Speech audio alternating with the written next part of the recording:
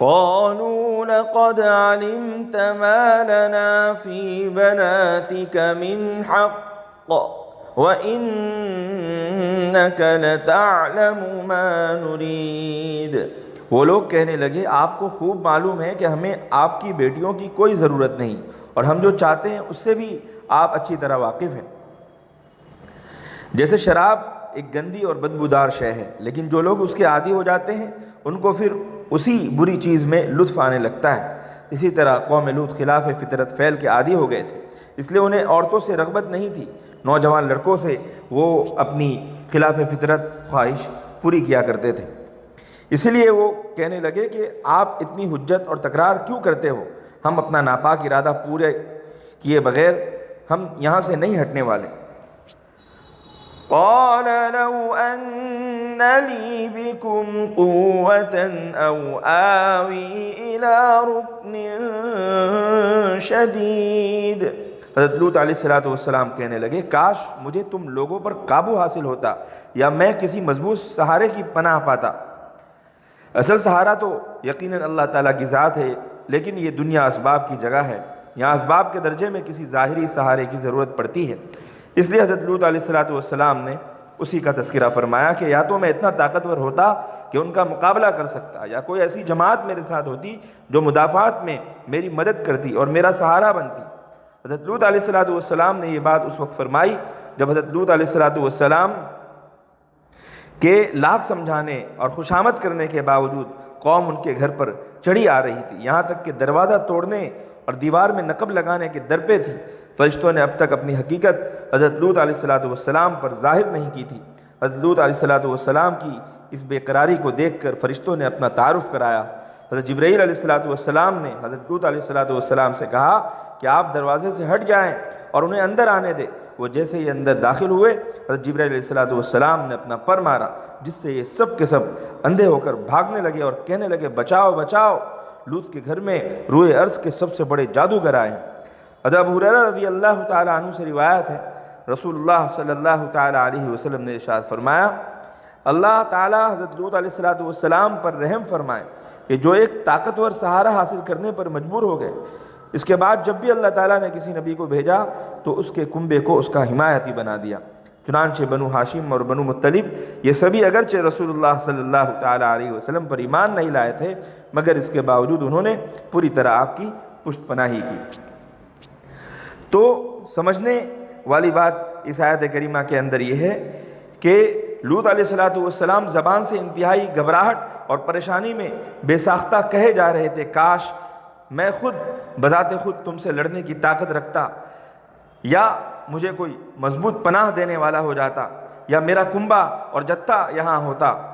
حدیث میں نبی کریم صلی اللہ تعالیٰ علیہ وسلم کا جملہ آپ کے سامنے نقل کیا گیا، یرحم اللہ لوطا لقد کان یأوی الی رکن شدید۔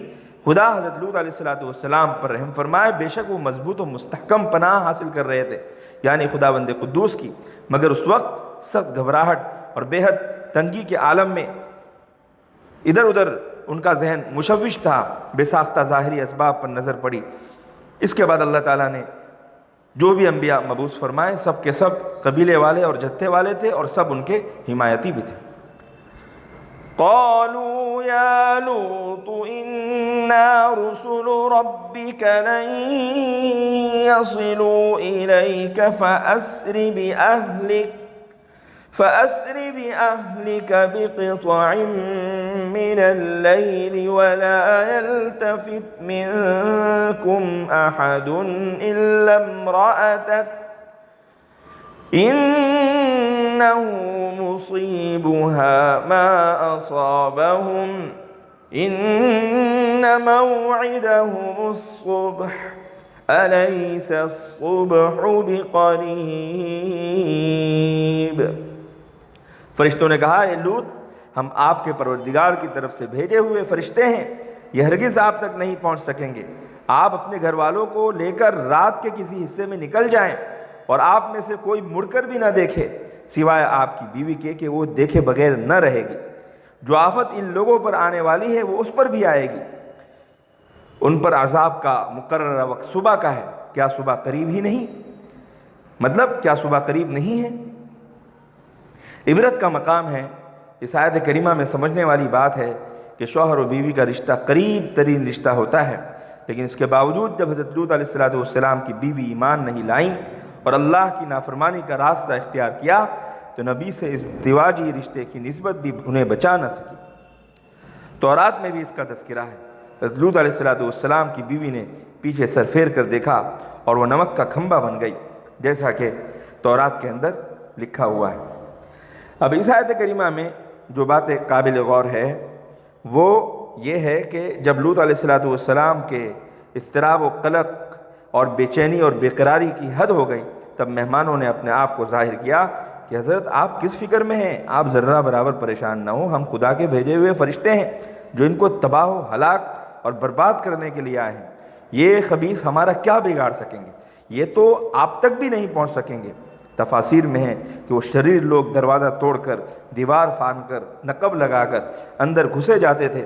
اس وقت حضرت جبرائیل علیہ السلام نے اللہ تعالیٰ کی اجازت سے لوط علیہ السلام کو علیحدہ کیا اور اپنے بازو کو حرکت دی اور وہ سب کے سب اندھے ہو گئے اور کہنے لگے یہاں سے بھاگو، لوط کے مہمان تو روئے زمین پر سب سے بڑے جادوگر معلوم ہوتے ہیں۔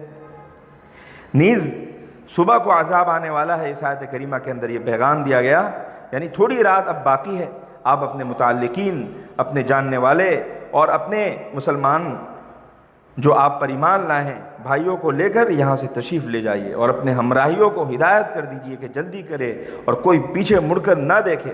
ہاں آپ کی بیوی کہ وہ آپ کے ساتھ نہیں جائے گی یا وہ پیچھے مڑ کر دیکھے گی، یعنی پیچھے مڑے بغیر نہیں رہ سکے گی، اس طرح وہ بھی اسی عذاب کے لپیٹ میں آ جائے گی جو ساری قوم کو پہنچنے والا۔ کہتے کہ اسی عورت نے قوم لوط کے مہمانوں کی آمد سے لوگوں کو مطلع کیا تھا اور الیس الصبح بقریب کہہ کر بتلا دیا کہ خوش ہو جائیے، اب ان ظالموں کے ہلاک ہونے میں کچھ بھی دیر نہیں، صبح ہوتے ہی سب کا صفایا اور سب نیست و نابود ہو جائیں گے۔